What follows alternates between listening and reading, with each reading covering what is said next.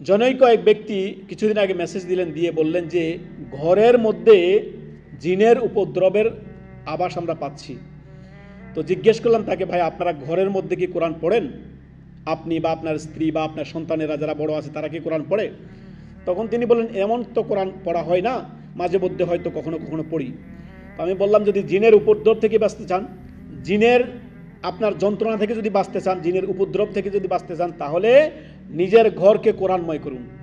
অন্তত পক্ষে দৈনন্দিন ফরজ সালাত পুরুষরা কি করবে? মসজিদে গিয়ে 5 ওয়াক্ত নামাজ পড়বে। নারীরা অর্থাৎ মহিলারা নিজের ঘরকে কি করবে?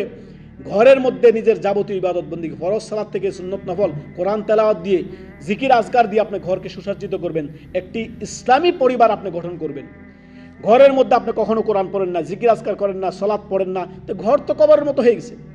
তো এই ঘরের মধ্যে জিন তো বাসা বাঁধবে, দুষ্ট জিনেরা থাকবেই। জিনের উপদ্রব থেকে যদি বাঁচতে চান, ঘরকে যদি নিরাপদ রাখতে চান, তাহলে ওই ঘরের মধ্যে কোরআন তেলাওয়াত করুন, জিকির আজকার করুন, সুন্নত নফল মুস্তাহাব যে সালাতগুলো রয়েছে, সুন্নত নফল সালাতগুলো আপনারা পড়ুন।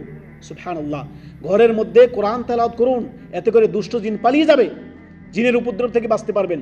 এই কোরআন মাজিদ, সুবহানাল্লাহ, এই যে রমাজানে ধরেছে, আর ধরার কোনো খবর নেই আমাদের, সুবহানাল্লাহ। অতএব প্রতিদিন আপনি এক শিডিউল বানিয়ে নিন নিজে।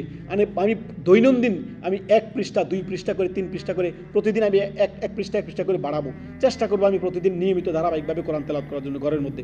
অতএব জিনের উপদ্রব থেকে যদি বাঁচতে চান, ঘরের মধ্যে কোরআন তেলাওয়াত করুন, জিকির আজকার করুন, সালাত পড়ুন, নফল সালাত পড়ুন।